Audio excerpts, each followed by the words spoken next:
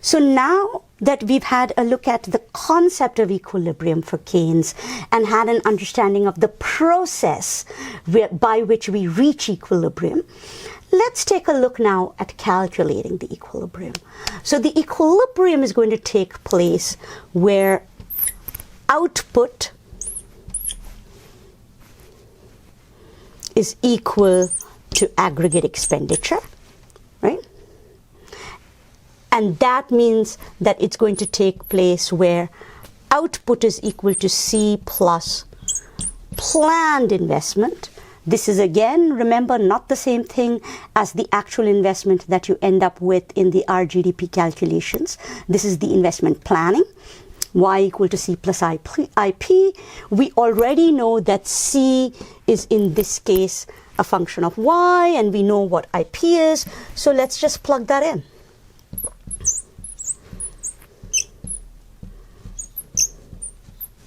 That's my C. That's my IP. And then you solve this equation and you will get your equilibrium level of production. So if we do that over here, it's 1,000 plus 2,000 is 3,000 divided by 0.3. It's going to be at 10,000. So for this particular economy, the equilibrium level of production, where if you had started by producing at 20,000, this whole process worked itself out, you would end up with an equilibrium level of 10,000 in terms of the equilibrium level of production. If you had begun the process with people just producing 7,000 or 8,000, what they would find is that the stock is flying off the shelves. The firms may want an investment of 2,000, but they're not able to reach it because there isn't enough product. They get excited, they expand, and the moment they expand, they hire more people.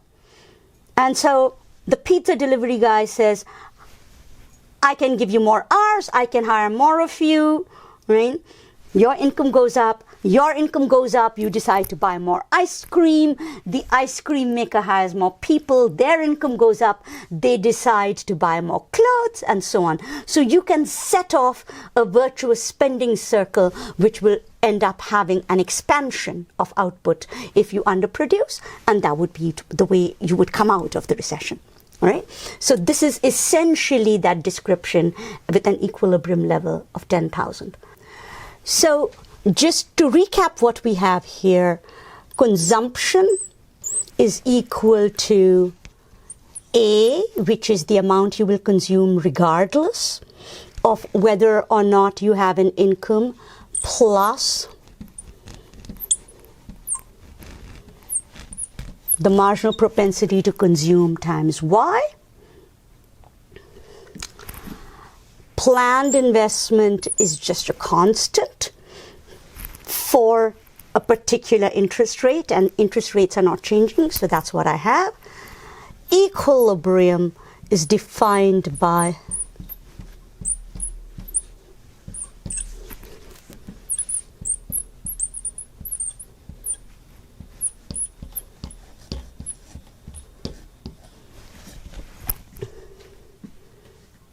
and then when you solve for this, what you're going to get is the equilibrium Y, which I'm now going to call YE or Y star. Just to remind myself, that's what I'm describing, will be equal to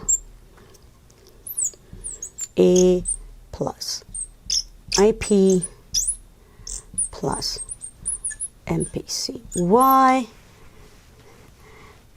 And then when you solve for that, your final result will essentially be the equilibrium. Let's see now if we can graph this so that you can see it visually. So now that we've figured out how to think of Keynesian equilibrium and how to calculate it, let's use graphing to show how we can represent it visually.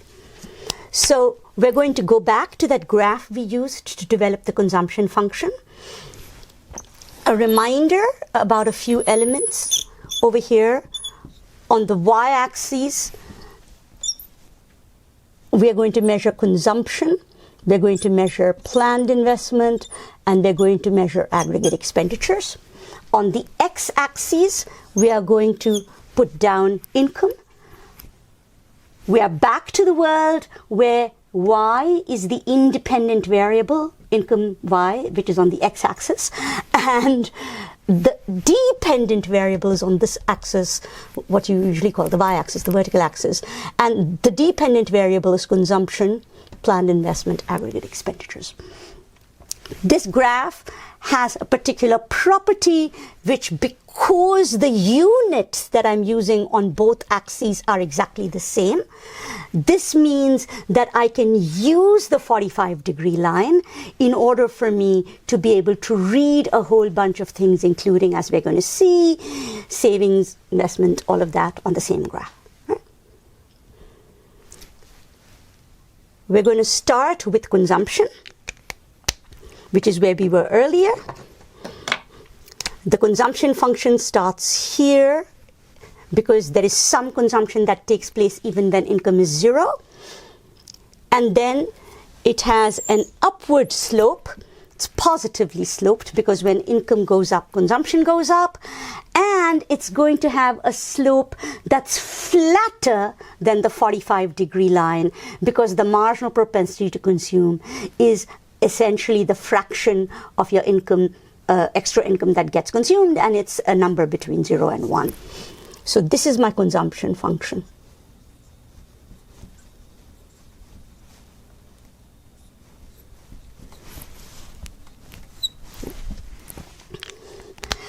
Aggregate expenditure, let me remind you, is really just simply consumption plus planned investment. And because the ceteris paribus, it means that there's no change in interest rates, prices, all of that. I'm not letting all of that change. I'm just focusing on real GDP for now, which means that for practical purposes, for our analytical reasons, we're going to go ahead and say that planned investment is a constant amount. We're going to look at what happens when planned investment changes later on. But all that means is, if I want to get aggregate expenditures, I just add the planned investment to the consumption, and I get aggregate expenditure.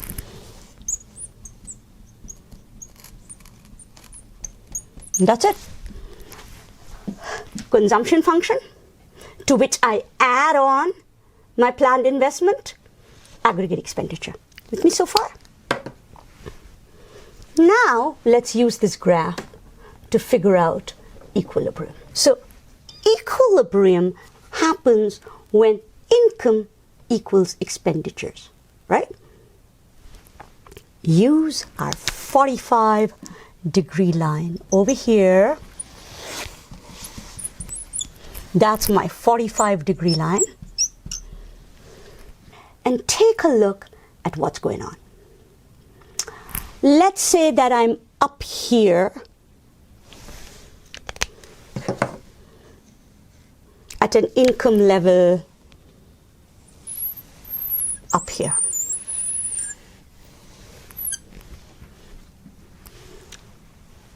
This from 0 to y0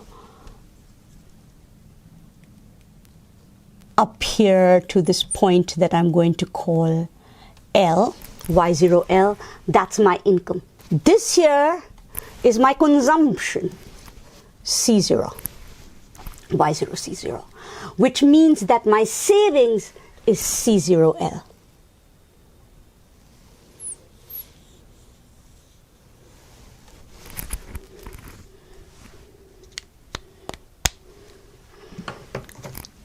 If my consumption is C0, I tacked on my IP, this distance,